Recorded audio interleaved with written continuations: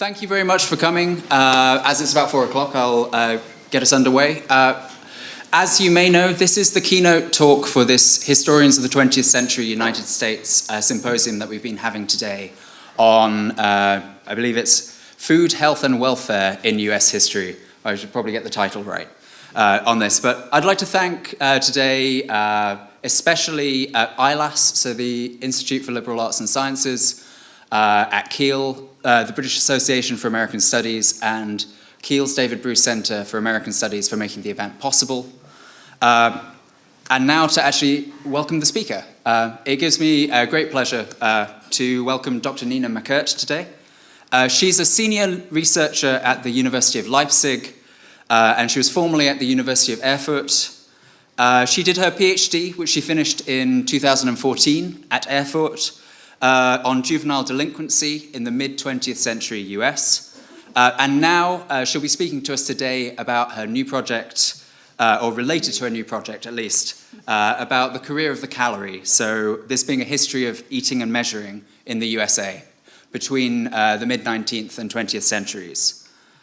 She's published widely on food history in English and I think only English and German. But she's done that, and she also runs a blog which is called Food, Fatness and Fitness, Critical Perspectives. So over to you, Nina. Thank you. Thank you very much for coming also from my side. Thank you, David, for inviting me. And thank you all for allowing me the experience of such an inspiring conference. I'm really enjoying being here. I start with a book that gave my talk its title. And it's called Eat Your Way to Health, A Scientific System of Weight Control. The book was published in 1916. Its author was the physician Robert U. Rose. And Rose was convinced that modern nutritional knowledge was the key to improving the health of Americans. I quote, "The health of youth, the strength and vigor of our best years, should be prolonged well toward the end of life. With right eating, this is possible. If the same principles are taught to everyone, it may accomplish more than can be anticipated. It will reduce the death rate, it will increase the health rate, it will decrease the deficiency diseases, it will lessen diabetes, kidney disease, gout, and high blood pressure, increase the span of life from 30 to 50%. And shortly after he wrote, "Science has given the remedy which, especially in the class of cases discussed in this book, is certain to work a cure." In the eyes of Rose, healthy eating was a matter firstly of nutritional knowledge and secondly of overcoming the demons of appetite, inactivity, lack of willpower, and dietetic ignorance. In short, Rose was convinced that health was not given but made, and that individuals held the reins of their health in their own hands. One foolproof way for Rose to achieve better health, and he was even talking about perfect health, was calorie counting. In order to lose weight or in order to gain weight. But losing weight came to the forefront of all these dietetic advice literature. Rose's book was one of the first, maybe the first, diet manual that endorsed calorie counting as a key strategy for managing one's body weight. And today I want to use his book as an entry point into my talk on health as an ability. I'll show by focusing on the history of calorie counting how in the early 20th century, health became an ability and contributed to making and remaking the social order. What am I talking about when I'm talking about health as an ability? I contend that in the decades around 1900, health became something that was no longer rooted in destiny or divine providence, but in individual self-conduct, in knowledgeability and proper self-control. And this is not to say that people did not work on their bodies and minds before. But since the second half of the 19th century, in times of rapid industrialization, of colonization, and fear of both social and corporeal decay, individual and collective fitness became objects of politics. And taking care of one's body emerged as a core responsibility of citizenship. Rose's book was part of a plethora, not only of diet advice manuals, but of a corpus of advice literature that taught people how to live. And this was a title of a manual by economist Irving Fisher and the physician Eugene Fiske that exemplifies the zeitgeist of improving bodies and lifestyles in the name of economic efficiency and racial progress. As scholars such as Leonard Davis and Robert McRuer have argued, this era saw the emergence of a quote-unquote compulsory able-bodiedness, of a modern imperative of corporeal progress, longevity, and health that since then powerfully shapes our understandings of health and responsibility. I want to stress two things here. Firstly, it is important that the character of compulsion is less one of, in compulsory able-bodiedness, is less one of coercion and more one of obligation, with the danger of rendering those abject who are not striving for health. The power that ableism developed in the 20th century was based on, in the words of Fiona Kumari Campbell, on the naturalized understanding of being fully human, end of quote, that discourses of health, racial fitness, and efficiency created, and that excluded those allegedly less aspiring health. So firstly, we are talking less about disciplinary power and more about governing through freedom. And secondly, I want to stress that health as a regulatory ideal incorporated more than having a healthy body. Primarily, it demands us to constantly strive for one. And thus we can say that the modern project of ableism goes beyond able-bodiedness and demands the ability for self-government. So talking about ability is coming to terms with liberal citizenship. In modern biopolitics, health was tied to specific individuals, to specific abilities individuals had to have if they were to be considered as legitimate parts of society. And this is what I will be talking about today by focusing on the history of calorie counting. I will make my argument in two steps. After the introduction, which is nearly finished, I'm going to talk about the invention of the calorie in the context of late 19th century changes, of new nutritional knowledge, labor conflict, and the survival of the fittest. And then I'll discuss the emergence of calorie counting as a weight loss method to further demonstrate the ableist narratives that were associated with eating your way to health, and also to show how calorie counting contributed to rendering fat bodies as unhealthy. Robert Rose was, and I'm going to quote him again, convinced that right eating was of more importance than almost any other factor in maintaining health. Without food, no life. Without correct food, no health. And from this quote, you might already guess that Rose embraced the food calorie as a prime way to measure food and to achieve right eating. To be sure, Rose explained his readers also in detail how many proteins, fats, and carbs they needed, and in later edition also vitamins. Yet the calories sat enthroned above all these, able to encapsulate fats, carbs, and proteins to bring them all to a common denominator, the fuel value of food.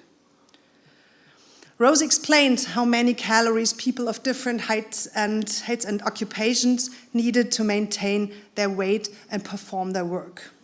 For instance, 1,600 calories of food are required daily by a man lying quietly in bed for keeping his body warm and the heart and organs in action. 800 more will enable the man to do office work, such as done by a physician or lawyer. A certain amount of fuel will enable a given engine to haul a given load 20 miles. A man walking 2.7 miles in an hour requires 160 calories for the purpose. It is not difficult to recognize the epistemic background of Rose's words. With the nutritional scientists of his time, he understood food as the fuel human machines needed to function, move, and work. And for me, Rose's book is particularly interesting because, as I said, it's one of the earliest popular accounts of calorimetry, and thus of the idea to measure food in calories.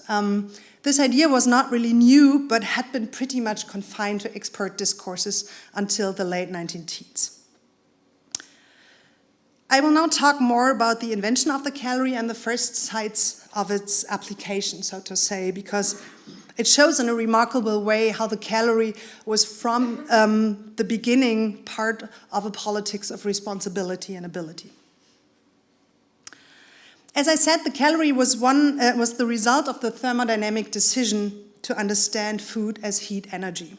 Since the mid-19th century, thermodynamic thought gained ground across various disciplines. Scientists increasingly understood bodies as driven by transforming an input of food into an output of physical energy of work. And after the energy contents of food had for a while been measured in a so-called bomb calorimeter by burning compressed portions of food in this bomb calorimeter, scientists started to measure it on human bodies, directly by studying human bodies in the so-called human respiration calorimeter. That was one example of it, the earliest in the US. It was the chemist Wilbur Atwater who conducted the first experiments with a human respiration calorimeter in the basement of his lab at Wesleyan University in Connecticut, Middletown, Connecticut, in the mid-1890s. He made the first series of experiments with such an apparatus in the US. As you can see, it's a wooden box. It was copper-lined and equipped with numerous measurement devices. For this first round of experiments, he asked one of his freshly graduated assistants to spend 5 days and nights in this box and to alternately exercise, rest, and eat precisely measured quantities of mashed potatoes, hamburger, beef, and beans. By analyzing his production of heat, carbon dioxide, and excrements, Atwater and his staff determined the metabolized heat energy and measured it in calories. Questions of productivity and working power were at the center of the experiments. Scientists assumed that with the help of the calorie, they could precisely quantify human productivity, and productivity could now be understood as the amount of labor that could be performed with a distinct amount of calories, with a specific number of food calories. The experiments claimed to determine dietary standards. The amount of calories various differently hardworking bodies needed to consume in order to maintain their ability to do work. And as you can see in this example, according to this table, a man with hard muscular work required 4,500 calories, while both a man without muscular work and a woman with moderate muscular work needed 2,700 calories a day. The fact that these numbers were contested by fellow scientists and even varied within Atwater's own writing did not mitigate their power to strengthen normative conceptions of able bodies, to draft blueprints of how much work a certain quantity of food should yield. The idea that bodily productivity had to do with its food intake acquired a physiological fundament. And measurability, and this is key, I think. Calorimetric research provided the data to establish a measurable relationship between nutrition and capability and to quantify normal bodies and their needs. However, the calorie wasn't merely invented in the lab. Even before Atwater's experiments, it had become prominent in the field of working-class nutrition, where it contributed to determining who was allowed to eat what and how much.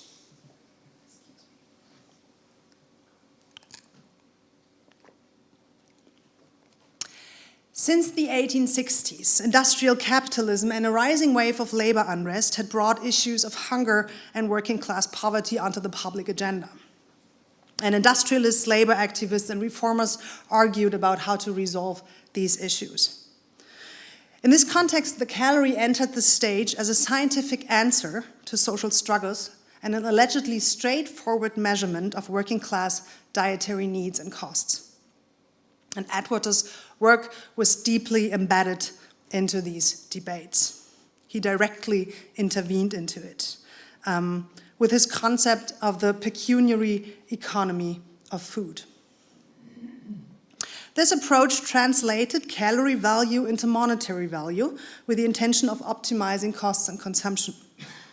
How many calories could one buy for 25 cents? Which foodstuffs came with the best ratio of fuel value and costs? Those were the questions asked. And with the help of the calorie and by being able to compare, to directly compare different foodstuffs, Atwater found that the solution to the problem of hunger was not to raise wages, but to choose foodstuffs more carefully.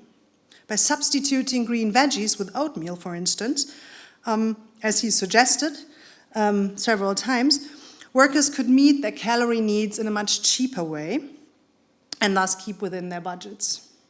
So this concept could be used not only to evaluate different foods, but also to assess the efficiency of working class budgeting. And Atwater himself calculated by the proper expenditure of their money, a New York family would have been able to buy their food for $15 to $20 instead of $30 per month.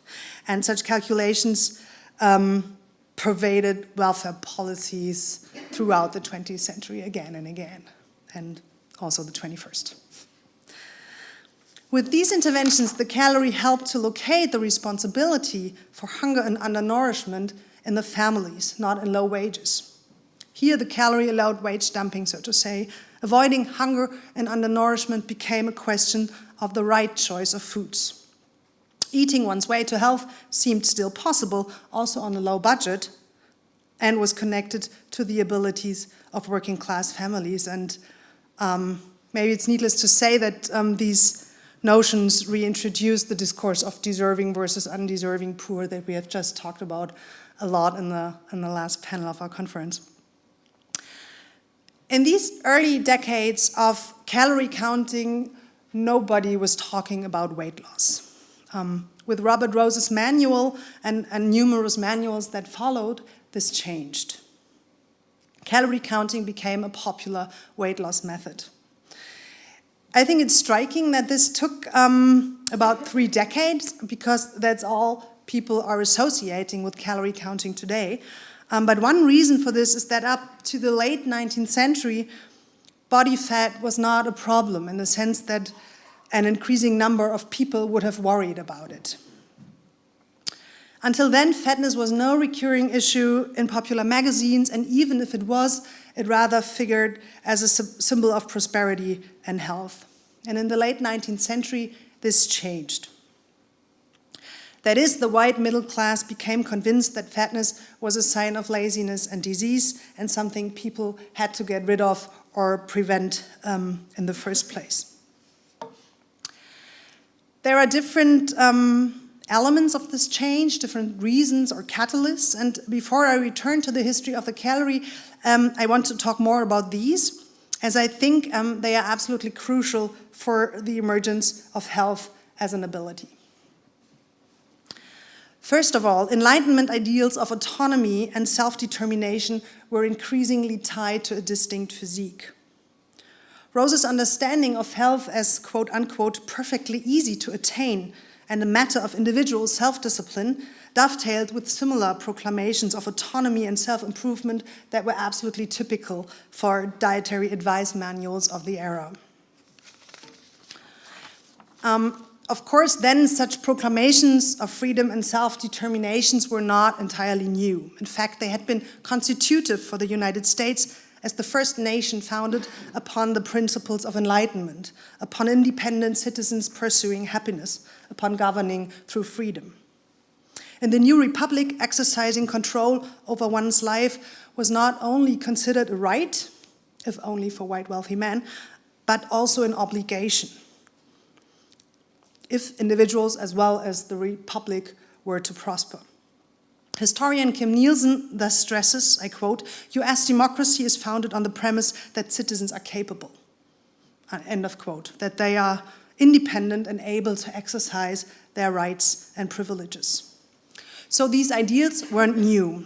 Yet in the 19th century, they met with a new interest in the human body, and they contributed to an understanding of bodies as malleable and improvable. Since the 18th century, the human body had entered politics. New forms of governing centered around human bodies and ways of living as objects of knowledge and social engineering, and Obviously, I'm talking about, and here is again Michel Foucault's analysis of modern biopolitics that has been very fruitful for body histories in the 20th century. New scientific disciplines such as physiology and nutritional science began to create knowledge on the inner workings of human bodies, how they moved, digested, aged, etc. And calorimetry is really only one example here. Hygiene, nutrition, and exercise became means for individuals to work on their bodies and to change and improve them. This became particularly powerful in an emergent industrial era and was part of numerous efforts to improve the efficiency and productivity of industrial processes. And this is to say that the emergence of weight loss scales, for instance, first in public places and later in private households, or the rise of physical education had much in common with motion studies and scientific management.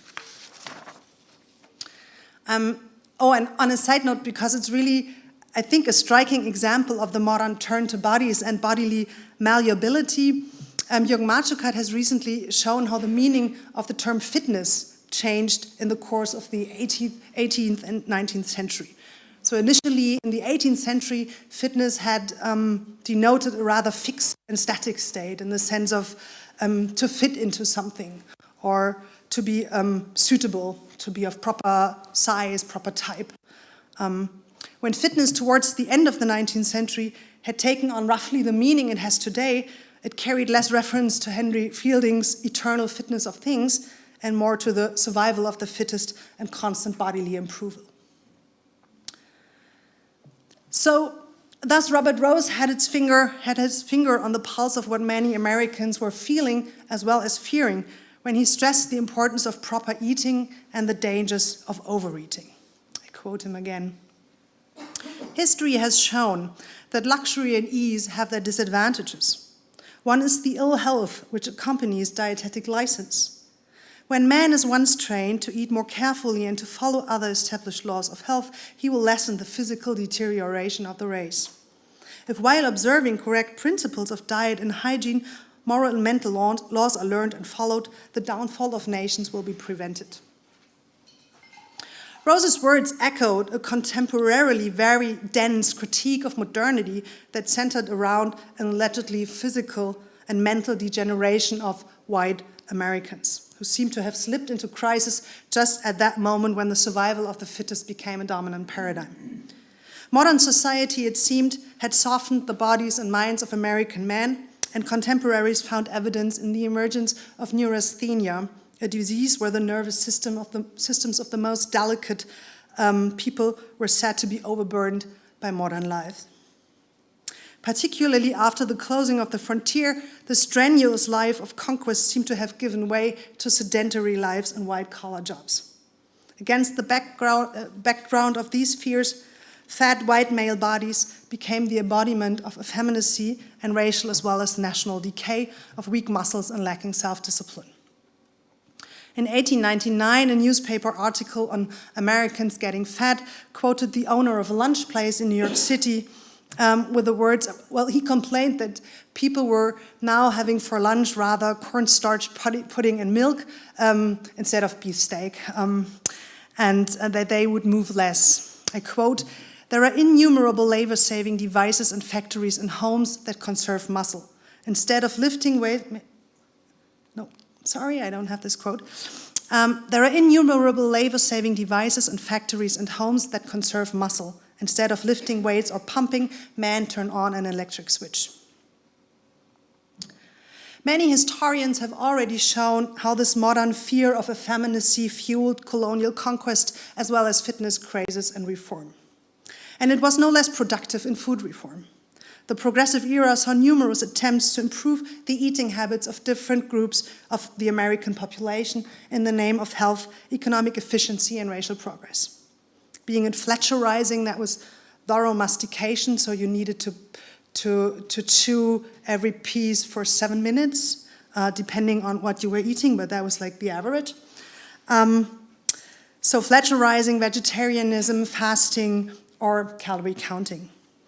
And while Sylvester Graham had less than, or had up until the mid-19th century, reassured his followers that nobody would lose any weight while following his dietary advice, diet manuals now more and more portrayed fat loss as an imperative and crucial for individual and collective health. And to quote Rose again, extreme obesity is undoubtedly a disease, dietetic measures certainly the cure. Mild cases of overweight are undesirable, dietetic measures the method of relief. In the following, I also want to talk more about another diet manual, which is truly one of my favorite sources. It's the diet manual, Diet and Health with Key to the Calories, that was published in 1918 by Lulu Hunt Peters, who was, with this book, about to build her career as a diet doctor. And the book was really the first diet manual that popularized the calorie and that became a huge success. She sold 2 million copies until 1939. And from 1922 on, she also started to write a daily column, a daily newspaper column that was published in several major American newspapers at the same time. It is impossible, as you can see here, to miss the focus of the book. Watch Your Weight flaunted on the cover, and throughout the book, Peters made clear that fatness was a problem per se. Right at the beginning, she stated, "How anyone can want to be anything but thin is beyond my intelligence."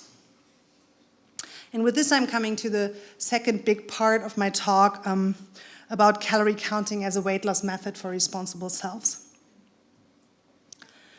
I have already talked about the confluence of several developments that transformed fatness from a non-topic or even something desirable into an intensely negotiated problem. Among them were a new focus on bodies and their malleability, as well as a critique of modern softness.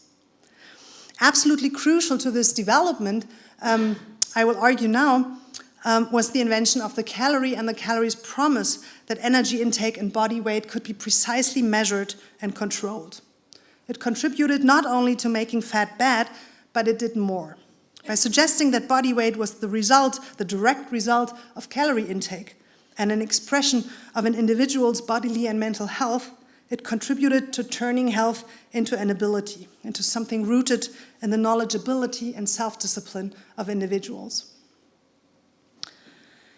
In the early 20th century, diet books and columns started to explain to readers how they could lose weight by eating according to their precisely measurable calorie needs.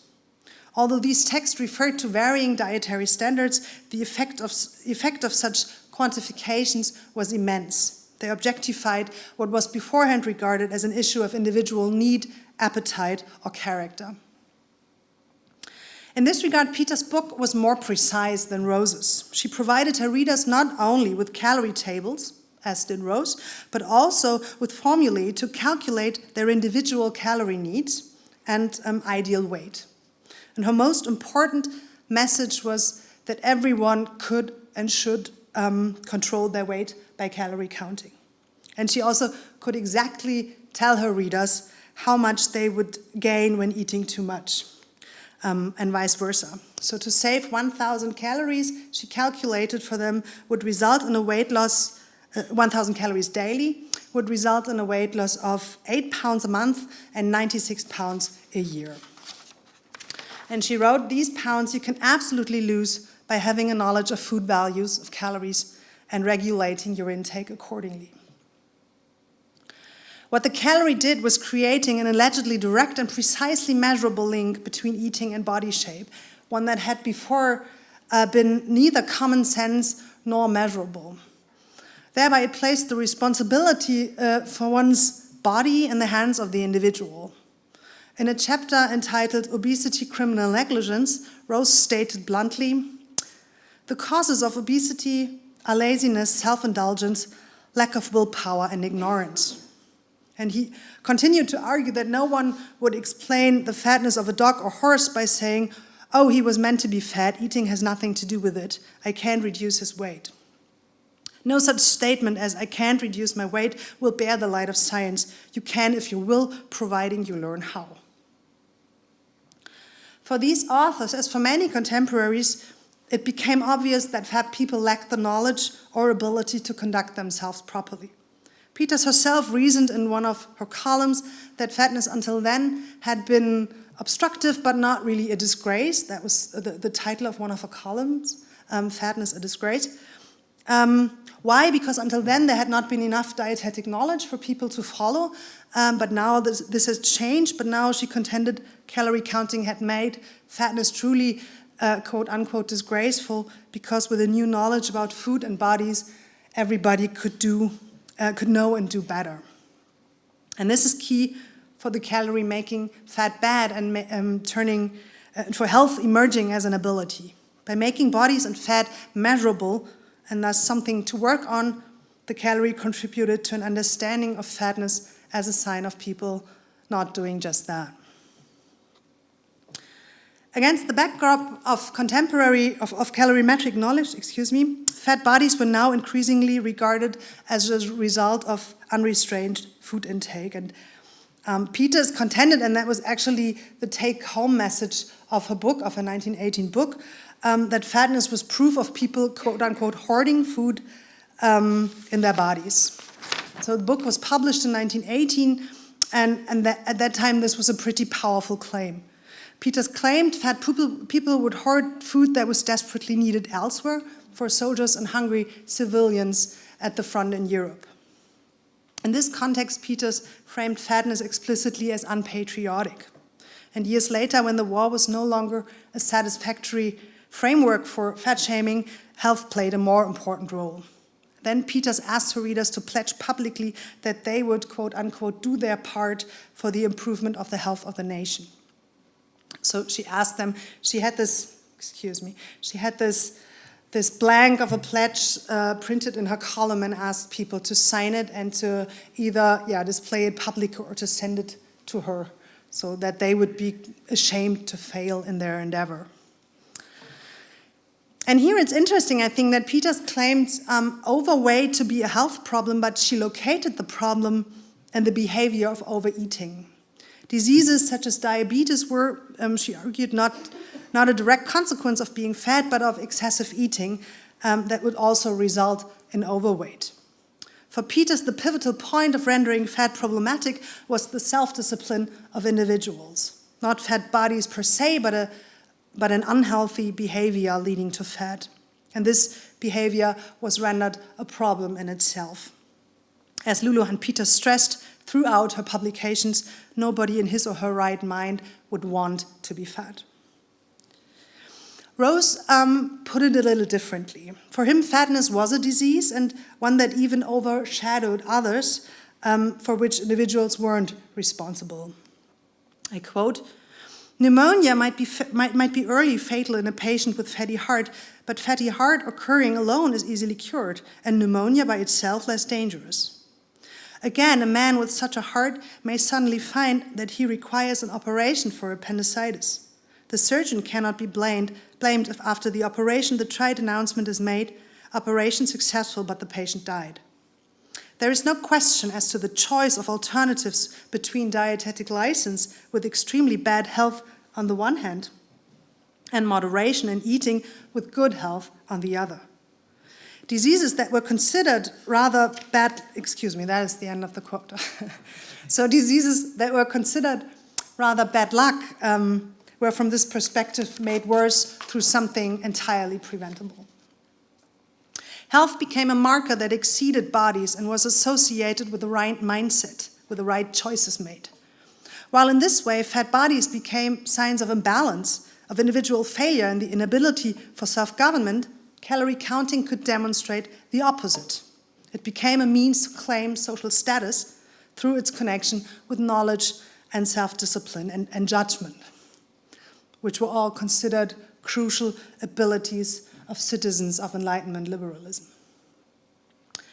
Calorie counting revolved around providing people with the knowledge to manage their own dietary regimen. Peters' book had the character of a study book, so next to calorie tables, it contained summarizing study questions at the end of every chapter. So readers should memorize how to define a calorie, how much calories they needed, or how much calories their favorite dishes contained.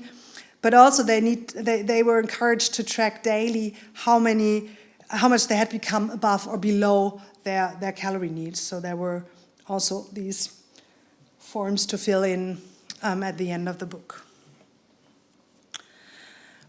I think that calorie counting is a particularly interesting weight loss method to analyze. And I'd say it's no coincidence that it became so popular and powerful in the 20th century, because it not only seemed to allow for individual differences and preferences, but it focused on self-determination and individual choice.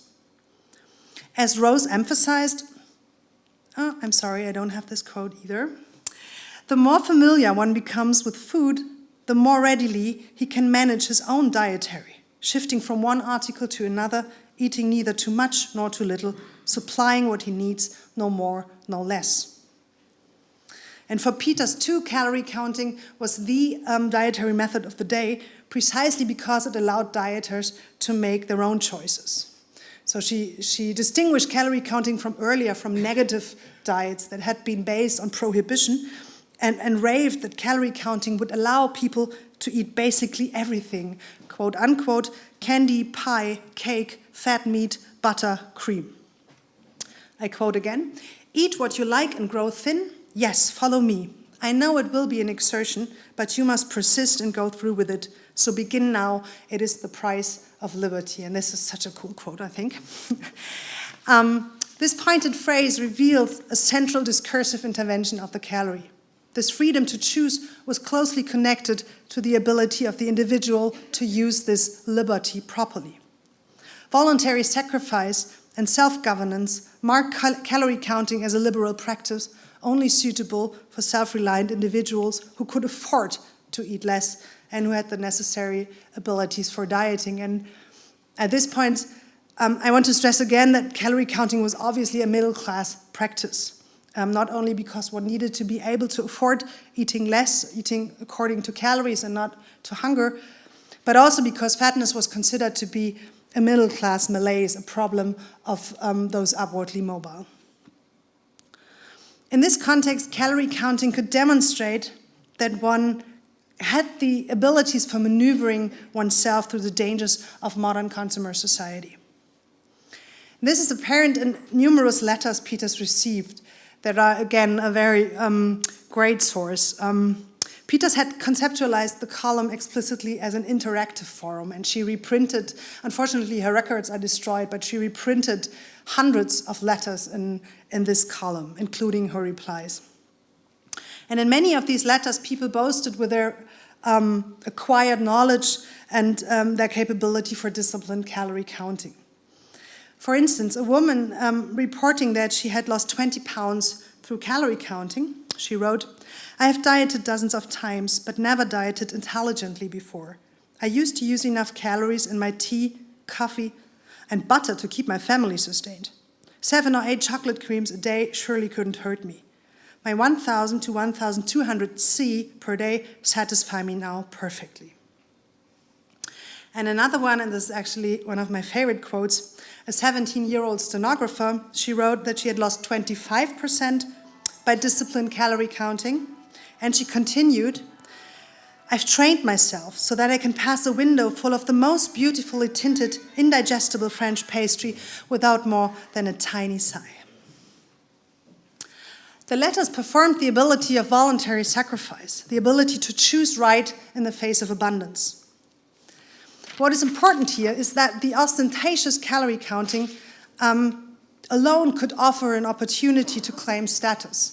Peters herself prompted her readers, "Don't be in a hurry to make your clothes smaller now. If they are loose, they will show the world that you are reducing. A fat person in a tight suit, unless it is perfectly new, should be interned." And the last sentence is, I think, particularly interesting because it shows that not necessarily fatness per se is the problem, but not targeting it, not working on it, not doing something about it. This meaning of weight loss diets as performances of ableness is maybe even more evident in their gendered dimension.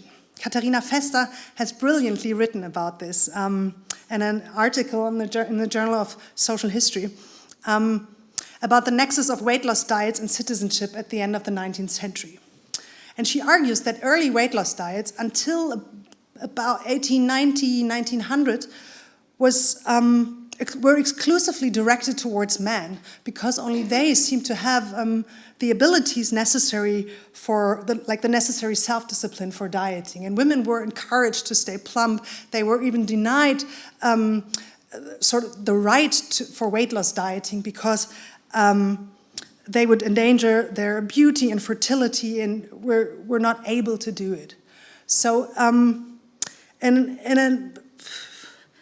in an act of massive historical irony, I would say, this changed in the late 19th century when the right to diet became something like a feminist claim, and when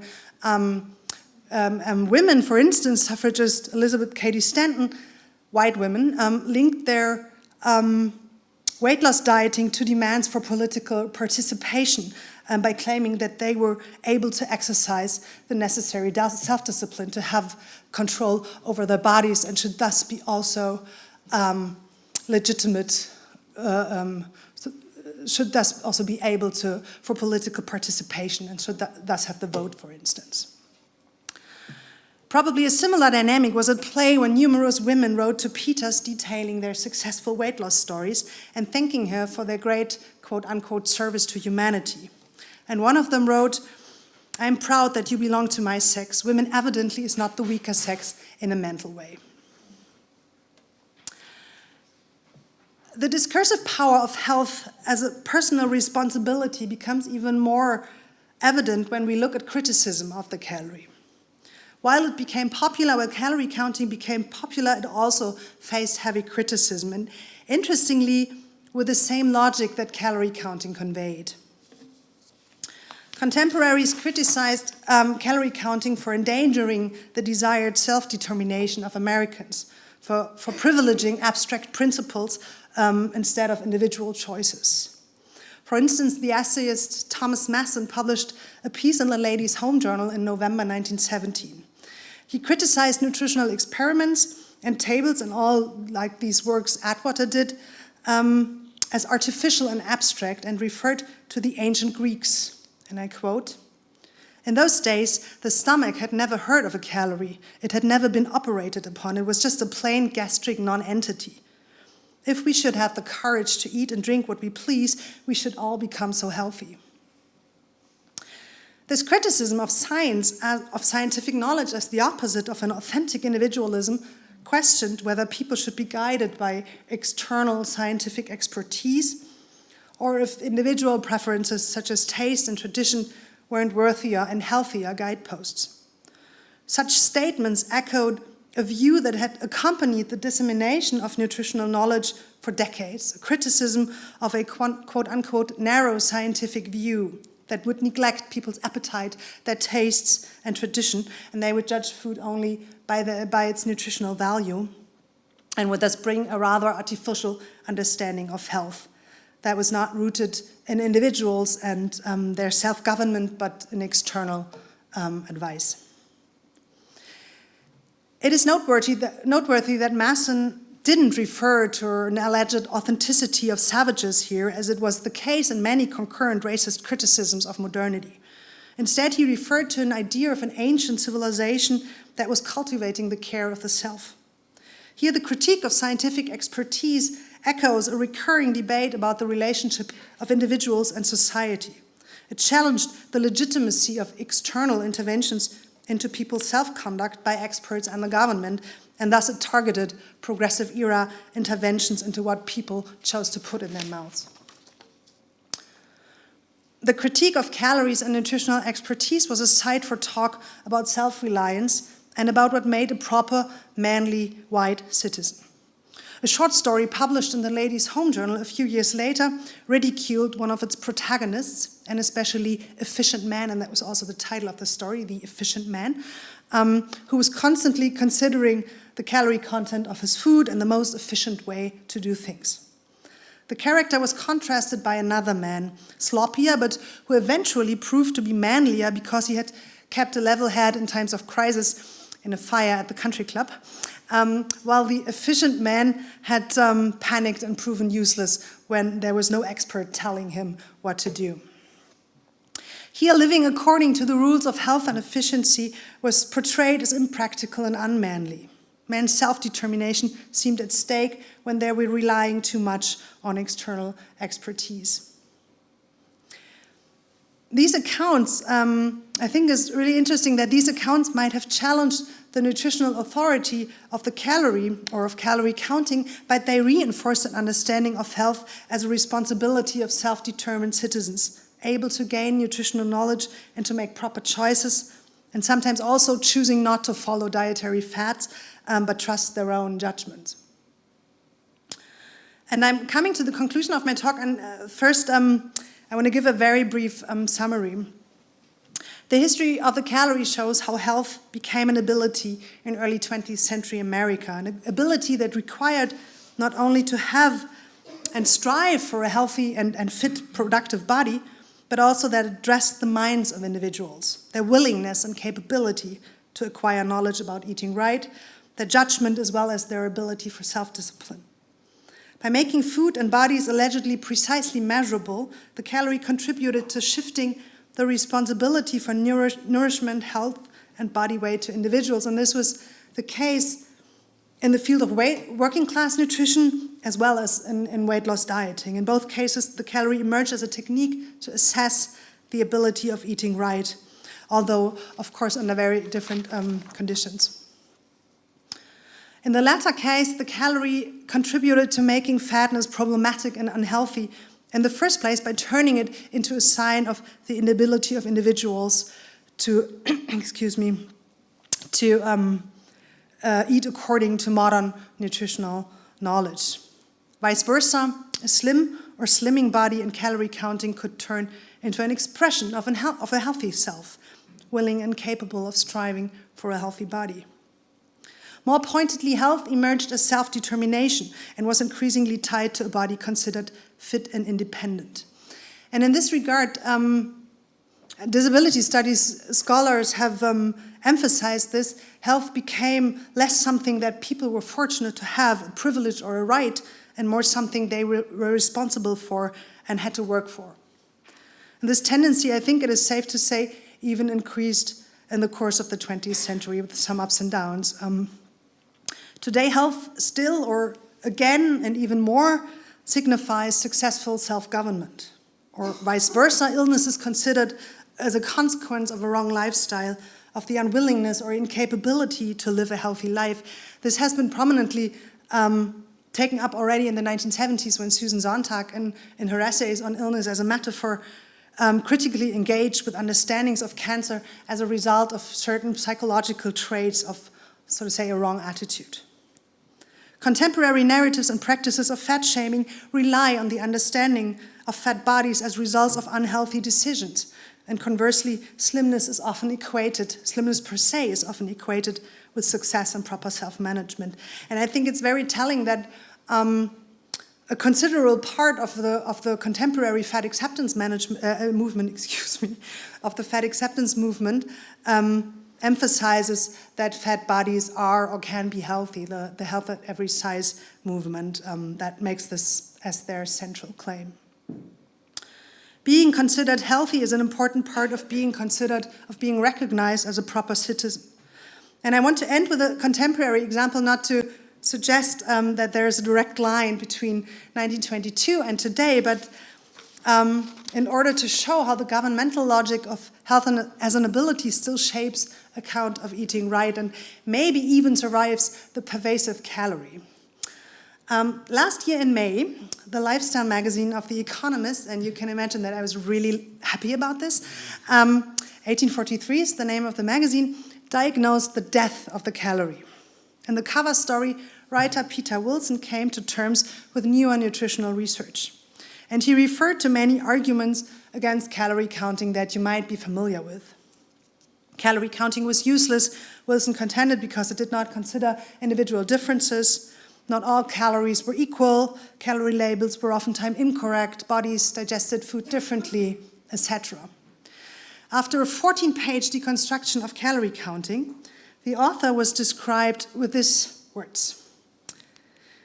Peter Wilson is a freelance writer based in London. He lost 13 kilograms in 4 months thanks to what he learned researching the story. Health in this case weight loss, signifies much more than losing pounds. It signifies knowledgeability and self-conduct. It lays claim to being acknowledged as a legitimate part of society. However, vice versa, it fuels the social exclusion of those considered unable to strive for and maintain health. And this is why a history of health is so eminently political. Thank you.